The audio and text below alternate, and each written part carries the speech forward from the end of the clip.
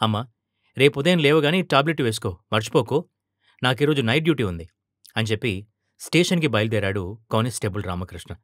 తనతో పాటు పనిచేసే కుమార్ బండి మీద ఇద్దరూ స్టేషన్‌కి బయలుదేరారు. నైట్ డ్యూటీ కదా, నిద్ర రాకుండా ఉండాలని చాయ్ తెప్పించుకుని తాగి డ్యూటీ ఎక్కారు. కొద్దిసేపటి తర్వాత రామకృష్ణ, పడుకోవయ్యా, ఎవరైనా వస్తే చెప్తాను అనన్నాడు కుమార్. పర్లేదు సార్ అని విగ్రహంలా అలాగే కూర్చున్నాడు. స్టేషన్‌లో కూడా ఎలాంటి పని ఉన్నా ముందు రామకృష్ణకే చెప్పేవారు. కొంతమంది తన నిజాయితీని గుర్తిస్తే, మరికొంతమంది తన అమాయకత్వాన్ని వాడుకునేవారు. నిజానికి తను అలా ఉండడానికి కారణం బాధ్యత కన్నా కూడా ఇప్పుడు ఉన్న ఈ స్థాయికి రావడానికి తను పడిన కష్టం గుర్తుకొస్తే వచ్చే భయం వల్ల. రామకృష్ణ వాళ్ళ నాన్న చిన్నప్పుడే చనిపోయాడు. హాస్టల్లో పనిచేస్తూ డిగ్రీ వరకు చదివించింది వాళ్ళమ్మ భారతి. ఊరిలో ఉన్న ఇల్లు తప్ప ఇంకా ఏ ఆస్తి లేదు రామకృష్ణకి. అందుకే వాళ్ళ ఆకలి తీరాలన్నా, నలుగురిలో మర్యాదగా బతకాలన్నా ఉద్యోగం ఒక్కటే సరైన మార్గం అని నిర్ణయించుకున్నాడు. కాని ఒక మామూలు రామకృష్ణ కానిస్టేబుల్ రామకృష్ణగా మారటం మాత్రం అంత సులువుగా జరగలేదు. డిగ్రీ చేస్తున్న సమయంలో పోలీస్ అవడం కోసం ప్రయత్నాల్లో ఉన్నప్పుడు తన ఖర్చుల కోసం చిన్న చిన్న పనులకు వెళ్లేవాడు. అలాగే ఒకటి సార్లు దగ్గరదాకా వచ్చిపోయినా మళ్లీ కష్టపడి సాధించాడు. డ్యూటీ అయిపోగానే ఇంటికి వెళ్దామని స్టేషన్ నుంచి బయటకు వస్తున్నాడు రామకృష్ణ. రామకృష్ణ, ఈరోజు నల్గొండ కోర్టులో పనుంది. నువ్వు అనిల్ ఇద్దరు వెళ్ళండి అని ఎస్ఐ అన్నాడు. సరే సార్ అనన్నాడు రామకృష్ణ. కుమార్ సార్, మీరు వెళ్ళేటప్పుడు ఒకసారి మా ఇంటికి రండి, అమ్మ ఒక్కతే ఉంది అని కుమార్కి చెప్పి నల్గొండకు బయలుదేరాడు. ఇద్దరూ నల్గొండ కోర్టుకొచ్చారు. రామకృష్ణ, నువ్వు నిన్న నైట్ డ్యూటీ చేసి అలసిపోయినావు. నువ్వు ఇక్కడే ఉండు, నేను లోపల పనిచూసుకుని వస్తా అని వెళ్ళాడు అనిల్. అక్కడే ఒక చెట్టు కింద కూర్చుని ఫోన్ వాడుతున్న రామకృష్ణకి పక్కనే ఒక పుస్తకం కనిపించింది. కావేరి అని దానిపైన పేరు ఉంది. పుస్తకం ఓపెన్ చేసి చదువుతూ ఉన్నాడు. కొద్దిసేపటి తర్వాత చదువుతూ ముందుకు చూశాడు. పోలీస్ షూస్ కనిపించాయి. వెంటనే పైకి చూశాడు. చేతిలో చాయ్ గ్లాస్ పట్టుకుని పోలీస్ యూనిఫాంలో ఉంది కావేరి. వెంటనే పుస్తకాన్ని పక్కన పడేసి వేరే వైపు తిరిగి కూర్చున్నాడు రామకృష్ణ. మొదట్నుంచి బాయ్స్ కాలేజీలో చదవటం, 30 ఏళ్లొచ్చినా ఇంకా ఏ అమ్మాయితో ఎక్కువగా మాట్లాడకపోవటం వల్ల ఒక్కసారిగా కావేరిని చూడగానే అలా ప్రవర్తించాడు రామకృష్ణ. అది చూసిన కావేరికి నవ్వాగలేదు. సార్, పర్లేదు తీసుకోండి అని కావేరి అనగానే, వద్దు మేడం అని జేబులో నుంచి ఫోన్ తీసి చూస్తున్నాడు. ఏ స్టేషన్ సార్ అని అడిగింది కావేరి. మునుగోడు మేడం. మునుగోడా? వామ్మో, మొన్న ఎలక్షన్స్ వల్ల తెలంగాణ మొత్తం ఫేమస్ అయింది. ఎక్కడ చూసినా దాని గురించే మాట్లాడేవాళ్ళు. అవును మేడం, మొన్నటి వరకు మొత్తం హడావిడే ఉండే. అయినా ఇప్పుడు మళ్ళీ ఎలక్షన్స్ ఉన్నాయి గదా, మనకు బాగానే పని ఉంటది. హా, అవును సార్. ఇంతకీ మీదే స్టేషన్ మేడం? మాది మిర్యాలగూడ స్టేషన్ సార్. కోర్టులో చిన్న పని ఉండి వచ్చినా. తొందరగా అయిపోతే వెళదాం అనుకున్నా, కానీ సాయంత్రం అయ్యేలా ఉంది. చూస్తుంటే మా పని కూడా లేట్ అయ్యేలా ఉంది మేడం. ఇంతకీ మీరొక్కరే వచ్చారా? లేదు సార్, నాతో పనిచేసే ఒక కానిస్టేబుల్ కూడా వచ్చాడు. వీళ్ళిద్దరూ మాట్లాడుకుంటూ ఉండగానే కానిస్టేబుల్ అనిల్ అక్కడికొచ్చాడు. అనిల్ సార్, మేడం పేరు కావేరి, మిర్యాలగూడ స్టేషన్ అని పరిచయం చేశాడు. కొద్దిసేపు మాట్లాడుకున్న తర్వాత, రామకృష్ణ, వెళ్లేదారిలో చిన్న పనుంది, చూసుకుని వెళ్దాం అనన్నాడు అనిల్. సరే మేడం, కలుద్దాం అని అక్కడ్నుంచి వెళ్ళిపోయాడు. భోజనం చేసి ఇద్దరూ మునుగోడుకి బయలుదేరారు. ఏంటి సార్, ఏంది సంగతి? ఏమంటుంది కావేరి మేడం? ఏం సార్, ఒకే డిపార్ట్మెంట్ కాబట్టి వెంటనే మాట్లాడేసింది అనన్నాడు రామకృష్ణ. అంతేనా, ఇంకేం లేదా? సార్, ఏంటలా మాట్లాడుతున్నారు? మనం పోలీసులం సార్. అయితే ఇందులో తప్పేముంది సార్? మనం ఏమన్నా తప్పుడు పని చేస్తున్నామా, లేక ఎవరినైనా మోసం చేస్తున్నామా? అరే, ఇప్పుడు డాక్టర్స్‌లో, లాయర్లలో, టీచర్స్‌లో అంతెందుకు, మన డిపార్ట్మెంట్‌లో కూడా ఉన్నారు ప్రేమించి పెళ్లి చేసుకున్నోళ్ళు. ఒక్కొక్కరు 50 ఏళ్లకు పెళ్లి చేసుకుంటుంటే మీరేంది సార్ ముసలోడిలాగా మాట్లాడుతున్నారు?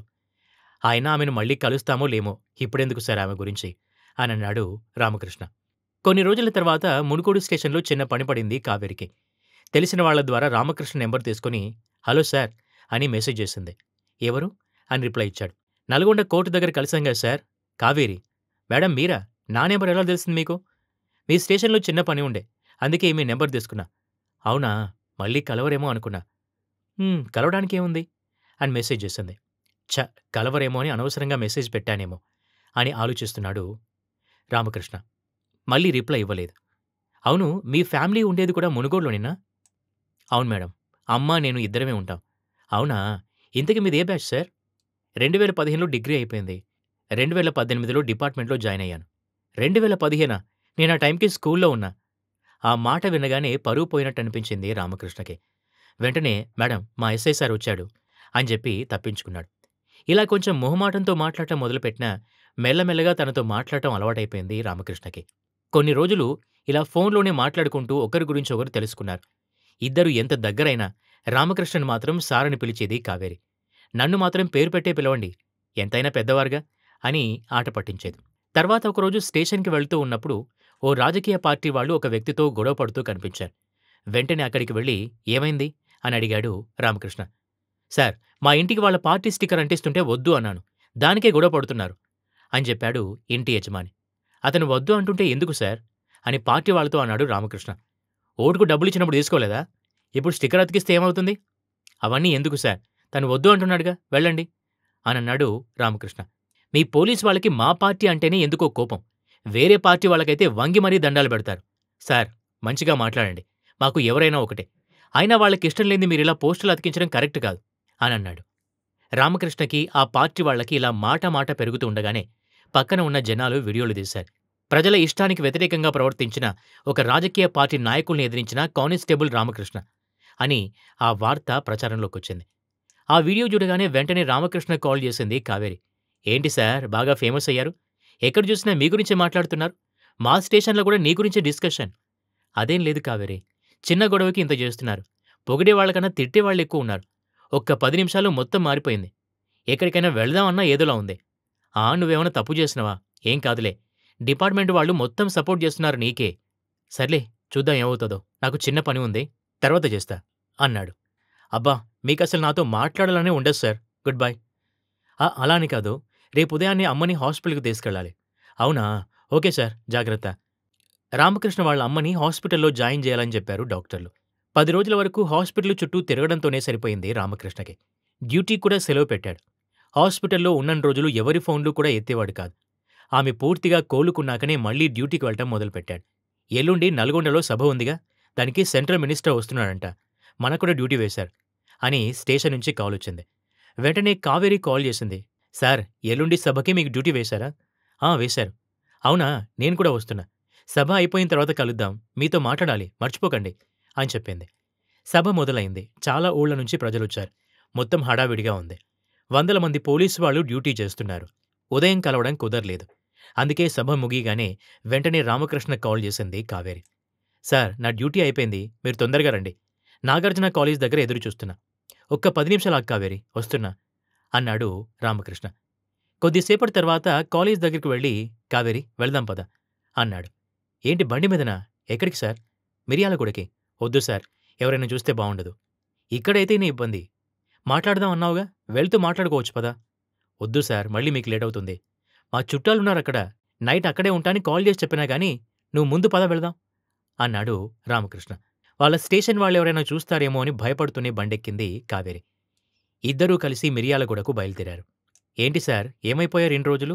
కాల్స్ ఎత్తరు, మెసేజెస్ చూడరు. ఇప్పుడు కొంచెం నార్మల్ అయినట్టున్నారు. హాస్పిటల్ చుట్టూ తిరిగి నేనే పేషెంట్ లెక్క అయిపోయినా. అందుకే అప్పుడప్పుడు మాలాంటి వాళ్ళకి ఫోన్ చేసి మాట్లాడాలి. ఇప్పుడు పర్లేదులే గాని, ఏదో చెప్పాలన్నావు? అంటే సార్, మనం పెళ్లి చేసుకుందామా అనన్నది.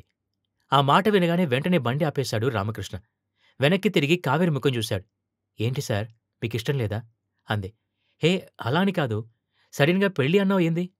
ఇప్పుడు లవ్ చేసుకోవడానికి మీదేమన్నా చిన్న ఏజా అని నవ్వి, అందుకే డైరెక్ట్‌గా పెళ్లి అన్నా. అయినా ఎప్పుడూ చెప్పాలి అనుకున్నా, కానీ మరీ మనం కాలేజ్ పిల్లలం కాదుగా, అందుకే ఆగినా. అదీ కరెక్టే. నాకు కూడా చెప్పాలంటే భయమేసింది. కానీ నువ్వు ఇలా పెళ్లి అంటావు అనుకోలేదు అన్నాడు రామకృష్ణ. ఇప్పుడు కాదులే, కొన్ని రోజుల తర్వాత ఇంట్లో చెప్పి చేసుకుందాం, సరేనా? సరే మేడం అన్నాడు నవ్వుతూ. మిర్యాలగూడకొచ్చేశారు. బస్టాండ్ దగ్గర కావేరిని దింపాడు రామకృష్ణ. సార్, జాగ్రత్తగా వెళ్ళండి అని చెప్పి వెళ్తూ మళ్ళీ రామకృష్ణ దగ్గరికొచ్చింది. ఆమె జేబులో ఉన్న పెన్ తీసుకుని రామకృష్ణ చెయ్యి మీద కానిస్టేబుల్ కావేరి రామకృష్ణ అని రాసి ఫోటో తీసుకుని వెళ్ళిపోయింది.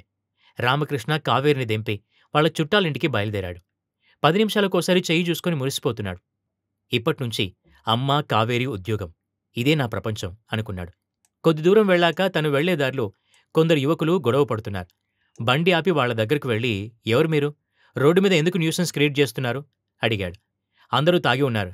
ఏం లేదు సార్, ఈరోజు మా నాయకుడి పుట్టినరోజు. సరే సరే, తొందరగా వెళ్ళండి అని చెప్పి వెళ్తున్నాడు. అప్పుడే అందులో నుంచి ఒకడు రామకృష్ణని గుర్తుపట్టి, సార్, మీరే గదా మునుగోడులో మా పార్టీ గురించి తప్పుగా మాట్లాడి మా పార్టీ వాళ్ళని ఎదిరించింది? నేను ఏ పార్టీ గురించి మాట్లాడలేదు. అక్కడ ఉన్న ఒక ఫ్యామిలీని వాళ్ళు ఇబ్బంది పెడుతుంటే అడిగాను. ఓహో, ఆ వీడియోలో ఉన్నది ఈసారేనా? రేయ్! అవన్నీ ఇప్పుడెందుకు? మీరు వెళ్ళండి ఫస్టు అన్నాడు. మా వాళ్ళు ఎలక్షన్స్ గురించి తిరుగుతుంటే నీకెందుకురా? అని రామకృష్ణ మీదకి బీర్ బాటిల్ పట్టుకొనొచ్చాడు ఒకడు. రేయ్! ఏమన్నావు? అని వాడి కాలర్ పట్టుకున్నాడు రామకృష్ణ. అందరూ మత్తులో ఉన్నారు. రామకృష్ణని పట్టుకొని పక్కనే ఉన్న ఒక ఫ్లాట్‌లోకి తీసుకెళ్లారు. అందరూ కలిసి ఇష్టమొచ్చినట్టు కొట్టారు. అందులో నుంచి ఒకడు అరేయ్! పోలీస్ మీద చెయ్యేసినావని తెలిస్తే బతకనివ్వరు అని పక్కనే ఉన్న ఒక రాయి తీసుకొని రామకృష్ణ తల మీద కొట్టాడు. భయంతో అందరూ పారిపోయారు. కొద్దిసేపు పోరాడి చివరికి రామకృష్ణ చనిపోయాడు. కావేరి ఎన్నిసార్లు కాల్ చేసినా స్విచ్ ఆఫ్ వస్తోంది. ఛార్జింగ్ లేదేమో అనుకుని సార్ ఇంటికి వెళ్ళగానే కాల్ చేయండి అని మెసేజ్ పెట్టి పడుకుంది. మరుసటి రోజు ఉదయం కావేరి, కావేరి తొందరగా లే. మన బైపాస్ రోడ్డు దగ్గర ఎవరో ఒక పోలీసుని చంపేశారంట అని చెప్పాడు కావేరి తండ్రి. ఎవరు నాన్నా? ఏం పేరు? అని అడిగింది కంగారుగా. ఏమో అమ్మా ఇంకా డీటెయిల్స్ తెలీదు అని చెప్పగానే వెంటనే అక్కడికి వెళ్ళింది. రోడ్డు మొత్తం జనాలతో బ్లాక్ అయింది. రోడ్డు దాటుతూ ఉండగానే వాళ్ళు నిన్న ప్రయాణించిన బైక్ కనబడింది కావేరికి. అప్పటికే తనకర్థమైపోయింది చనిపోయింది రామకృష్ణనే అని. గుర్తుపట్టలేకుండా ఉన్న ఆ ముఖాన్ని చూసి తట్టుకోలేకపోయింది. కావేరిని చూసి తన దగ్గరకొచ్చాడు అనిల్. ఏం జరిగింది సార్? అంటూ ఏడుస్తూ అడిగింది. ఏమో మేడం. ఇంకా ఎవరు చేశారన్న వివరాలు తెలీదు. నిన్న మీటింగ్‌లో కూడా కలిసే ఉన్నాం. మరి ఇక్కడికెందుకొచ్చాడో ఏమో అని అన్నాడు. అది వినగానే సార్ ఆయన నా కోసమే వచ్చాడు. రాత్రి పెళ్లి గురించి మాట్లాడుకున్నాం ఇద్దరం. నా వల్లనే చనిపోయాడు అని ఏడ్చింది కావేరి. రామకృష్ణ బాడీని గవర్నమెంట్ హాస్పిటల్‌కి తీసుకెళ్లి అక్కడ్నుంచి మునుగోడుకి తీసుకెళ్లారు. అంబులెన్స్‌లో అనిల్‌తో పాటే కావేరి కూడా వెళ్ళింది. ఆ రోజు రామకృష్ణ వాళ్ళ అమ్మని అక్కడ చూసిన వాళ్ళకి సగం ప్రాణం పోయినట్టయింది. కార్యక్రమం అంతా అయిపోయే వరకు ఉండి రాత్రి మిర్యాలగూడ బస్సెక్కింది కావేరి. నిన్న నాతో రాకపోయినా బావుండేది. పెళ్లి చేసుకుందామని అనుకున్నాం కదా! అని వాళ్ళు దిగిన ఫోటో చూస్తూ ఏడ్చింది కావేరి. మరుసటి రోజు పేపర్‌లో జరిగిన విషయాన్ని చూసిన వాళ్ళు మీ రాజకీయాల కోసం అన్యాయంగా ఒక నిజాయితీ గల పోలీసుని చంపేశారు అని మాట్లాడుకున్నారు.